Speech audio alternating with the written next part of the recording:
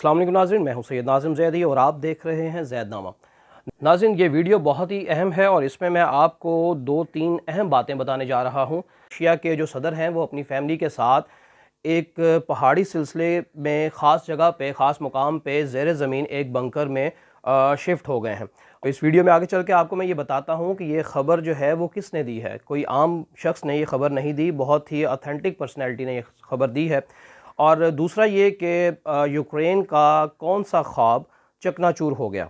और दूसरा ये कि चीन इस वक्त क्या स्टांस लेना चाह रहा है और पूरी दुनिया जो है वो एक तरफ है और चीन उसके हवाले से क्या बात कर रहा है, इससे भी आपको आगाह करेंगे। तो नाज़रीन, अभी तक आप अगर बग़ैर सब्सक्राइब किए चैनल देख रहे हैं तो आपसे गुजारिश है कि इस चैनल को सब्सक्राइब कर लें ताकि हर आने वाली मज़ीद अपडेट्स जो हैं वो आप तक बर वक्त पहुँच सकें। तो नाज़रीन, सबसे पहले आगाज़ करते हैं इस वॉर के हवाले से जो इस वक्त यूक्रेन और रशिया में चल रही है। लेकिन इन दोनों ममालिक में एक तरफ रशिया है और दूसरी तरफ यूक्रेन, तो इन दोनों को समझने के लिए हमें सबसे पहले एक मैप देखना पड़ेगा ताकि अंदाज़ा हो सके कि ये दोनों ममालिक का क्या स्टेटस है। तो आपको मैं मैप दिखाता हूँ, ये देखिएगा। तो नाज़रीन, इस मैप से ये बात तो क्लियर है बिल्कुल कि जो रशिया है वो यूक्रेन के एतबार से बहुत बड़ा मुल्क है और यूक्रेन का किसी भी हवाले से उसके साथ कोई भी बराबरी नहीं हो सकती, ना इकॉनमी के हवाले से और ना ही मिलिट्री फ़ोर्स के हवाले से।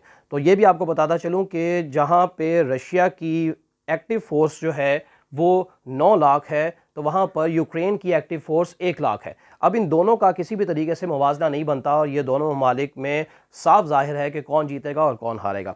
लेकिन अभी तक पुतिन जो हैं वो अपने अहदाफ जब तक हासिल नहीं कर लेते उससे पीछे हटते हुए दिखाई नहीं दे रहे। यूरोपीय यूनियन जो है उन्होंने यूक्रेन का साथ देने का तो वादा किया है, लेकिन किस हद तक।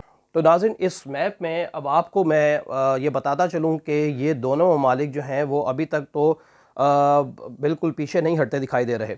लेकिन इसके हवाले से अब मैं आपको एक और मैप दिखाना चाहता हूँ जिसमें आपको अंदाज़ा हो सकेगा कि इस वक्त जो रशियन फोर्सेस हैं वो किस कदर यूक्रेन के ऊपर हावी हुई पड़ी हैं। तो आप ये देखिए।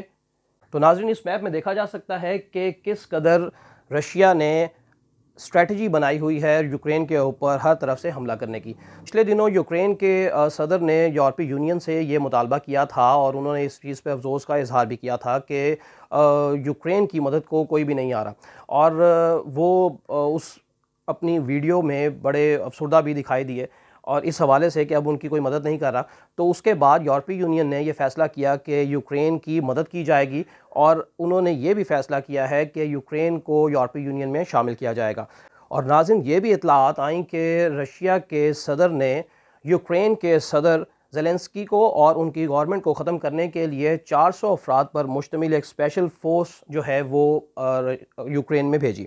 और रशिया की फ़ोर्सेस हैं वो यूक्रेन की सड़कों पर चलती हुई दिखाई देती हैं। अब ये नाज़रीन, ये मैप देखिएगा एक और, कि ये जो सैटेलाइट एक पिक्चर ली गई है इसमें ये दिखाया जा रहा है कि रशियन फोर्सेस, रशिया के ट्रक्स और उनके टैंक्स जो हैं वो एक लंबी कतार में, एक तवील कॉन्वॉय जो है वो रशिया की फोर्सेस का यूक्रेन की सड़कों पर नुमाया नज़र आ रहा है और इतनी बड़ी तादाद में उन्होंने अपने जो फोर्सेस हैं वो वहाँ पर भेज दिए हैं। तो ये किसी भी तरीके से रशियन जो हुकूमत है वो पीछे हटती दिखाई नहीं देती। रशियन प्रेसिडेंट हैं वो अपनी फैमिली के साथ एक ख़ास मुकाम पर शिफ्ट हो गए हैं। तो क्या इसका मतलब ये है कि उन्होंने जौहरी हमला करने का इरादा कर लिया है? अभी तक ये बात क्लियर तो नहीं है, लेकिन उन्होंने अपनी जो फोर्सेस हैं उनको अपने जो एटॉमिक वेपन्स हैं उनको एक्टिव करने का तो हुक्म दे दिया है और दुनिया इसी इंतज़ार में है कि अब आगे सूरत हाल क्या बनती जा रही है। नाज़रीन, आपको ये भी ख़बर मैं देता चलूँ कि जो बाइडन हैं उन्होंने ये कहा है कि रशिया अपने आप को और मुश्किल में फंसाता जा रहा है, उसके ऊपर सैंक्शंस मज़ीद से मज़ीद तर लगती जाएंगी, लेकिन हम अपनी फ़ौज को तो किसी तरह नहीं भेजेंगे रशिया में लड़ने के लिए, लेकिन और हर तरह से नेटो फोर्सेस जो हैं वो यूक्रेन की मदद करने के लिए तैयार हैं। चीन का ये मौक़िफ़ है कि रशिया के ऊपर जो दुनिया भर से सैंक्शंस लगाई गई हैं और मज़ीद लगाते जा रहे हैं, इससे रशिया को तो इतना फ़र्क नहीं पड़ेगा, लेकिन जो दूसरे ममालिक हैं, जो वेस्टर्न कंट्रीज़ हैं, उनको ख़ुद इसका खुमियाजा भुगतना पड़ेगा और चीन इस वक्त रशिया का साथ देता ही दिखाई दे रहा है। नाज़रीन, अब एक और मैप देखिए। इसमें आप देखिए कि रशिया जो है उसका अटैक यूक्रेन पर तो है ही, लेकिन उसके साथ साथ जहाँ पर नेटो फोर्सेस मौजूद हैं वो यहाँ पोलैंड में है और वहाँ से उनकी सप्लाई जो है यूक्रेन को मिल रही है, हर तरीके से वो उसकी मदद करना चाह रहे हैं। लेकिन अब कहने वाले ये भी कह रहे हैं कि अगला हमला हो सकता है यूक्रेन के बाद पोलैंड की तरफ भी जाया जाए। तो नाज़रीन, अभी तक ये क्लियर नहीं है कि एटमी अटैक जो है वो होगा या नहीं होगा, लेकिन जो सूरत हाल नज़र आ रही है उसमें दोनों मुल्क जो हैं वो पीछे हटते दिखाई नहीं दे रहे। तो दुनिया इसी इंतज़ार में है कि इसको कैसे हल किया जाए। रशिया अपने अहदाफ हासिल करने के लिए कुछ भी कर सकता है। फ्रांस ने भी रशिया को धमकाया है कि रशिया इस चीज़ से बाज रहे, क्योंकि जो नेटो फोर्सेस हैं उनमें भी जो ममालिक मौजूद हैं वो भी एटमी हथियार रखते हैं, और रशिया को इस चीज़ का इल्म होना चाहिए कि अगर वो किसी किस्म का कोई हमला करेगा तो फिर वो भी नहीं बच सकेगा। तो नाज़रीन, रशियन प्रेसिडेंट की विद फैमिली एक बंकर में शिफ्ट होने की जो इतला है वो वहाँ के एक 61 साला प्रोफेसर, जो कि मॉस्को में प्रोफेसर है और फॉर्मर प्रोफेसर हैं, और वो पॉलिटिकल साइंटिस्ट भी हैं। उनका नाम है वेलरेज सॉल्वे। तो वो उनका ये कहना है कि ये रशिया के प्रेसिडेंट अपनी फैमिली के साथ एक बंकर में शिफ्ट हो गए हैं। तो नाज़रीन, यहाँ से ये ख़तरनाक बात एक दिखाई देती है कि क्या रशिया के सदर ने एटमी हमला करने का इरादा कर लिया है। और नाज़रीन, जो दूसरी चीज़ मैंने आपको बताई कि यूक्रेन का जो ख्वाब चकनाचूर हो गया, उसके हवाले से आपको इतला दें कि यूक्रेन का कौन सा ख्वाब चकनाचूर हुआ, वो ये देखिए। ये नाज़रीन दुनिया का सबसे बड़ा जहाज़ था और ये रशिया ने तबाह कर दिया। इसको यूक्रेन का ड्रीम कहा जाता था। ये नाज़रीन सोवियत यूनियन का ही जहाज़ था और उस दौर में बना था 80s में, लेकिन रशिया के स्कैटर्ड होने के बाद ये यूक्रेन के हिस्से में आ गया। और दूसरा ये कि ये इसकी जो फ़र्स्ट फ़्लाइट थी वो 1988 में थी, और उसके बाद इसको दुनिया के कार्गो के लिए इस्तेमाल किया जाता था, और इसके अंदर 250 टन वज़न उठाकर ये एक जगह से दूसरी जगह पहुंचा सकता था आसानी से। तो नाज़रीन, दुनिया में ये अपनी नौइयत का एक ही एयरक्राफ्ट था और ये रशिया के अटैक में तबाह हो गया।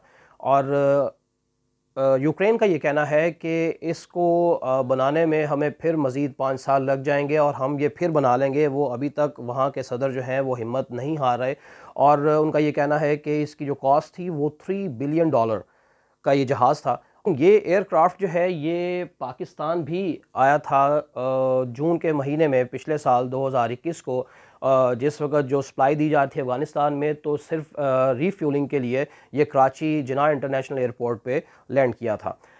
तो नाज़रीन, अब फर्दर ये देखना है कि ये जंग कहाँ पर जाकर रुकती है, और दुनिया भर के जो ममालिक हैं वो इसी इंतज़ार में हैं कि किस तरीके से इस जंग को रोका जाए ताकि ज़्यादा मैसेकर दुनिया भर में ना फैले। एक और बड़ी इम्पॉर्टेंट बात कि यूक्रेन की मदद के लिए कौन सी शख्सियत सामने आ गई है, उससे भी आपको आगाह करते चलें कि यूक्रेन की मदद के लिए एलॉन मस्क जो हैं वो सामने आ गए हैं, और उन्होंने अपने जो इंटरनेट की सहूलत है वो यूक्रेन को प्रोवाइड कर दी है, और उनका फर्दर ये प्लान है कि वो पूरी दुनिया में इंटरनेट की सर्विस जो है वो फ्री देंगे। लेकिन अभी उन्होंने इनिशली जो है ये यूक्रेन को इस चीज़ की सहूलत दे दी है, और स्पेस एक्स नामी उनका एक प्रोग्राम है, एक मिशन है, उसके हवाले से उन्होंने ये काम शुरू किया है, और पूरी दुनिया में वो इस स्पेस एक्स के थ्रू इंटरनेट की सर्विस जो है वो पूरी दुनिया को फ्री ऑफ कॉस्ट, जिसके लिए हम हज़ारों रुपए खर्च करते हैं, वो फ्री ऑफ कॉस्ट देना चाह रहे हैं। और नाज़रीन, जहाँ तक पाकिस्तान की बात की जाए, पाकिस्तान यहाँ पर क्या स्टांस लेगा और किसका साथ देगा, ये कहना बड़ा मुश्किल है, क्योंकि पाकिस्तान जो है वो रशिया से और यूक्रेन दोनों ममालिक से बहुत बड़ी मिकदार में गंदम इंपोर्ट करता है। तो ना तो रशिया के साथ ताल्लुकात ख़राब करना चाहेगा, ना यूक्रेन के साथ, लेकिन जो यूनाइटेड नेशन है वो ये चाह रहे हैं कि पाकिस्तान भी इस पर अपना मौक़िफ़ दे कि वो किसके साथ है। तो नाज़रीन, इस पे जो भी अपडेट्स आएंगी उसे आपको आगाह करेंगे। तो आपसे एक दफ़ा फिर गुजारिश है कि जिसने अभी चैनल सब्सक्राइब नहीं किया है, चैनल को सब्सक्राइब कर लें और बेल आइकॉन को भी प्रेस कर लें, ताकि हर आने वाली वीडियो आप तक अपडेट हो सकें। अगले व्लॉग तक के लिए मुझे इजाज़त दीजिए, तब तक के लिए अल्लाह हाफ़िज़।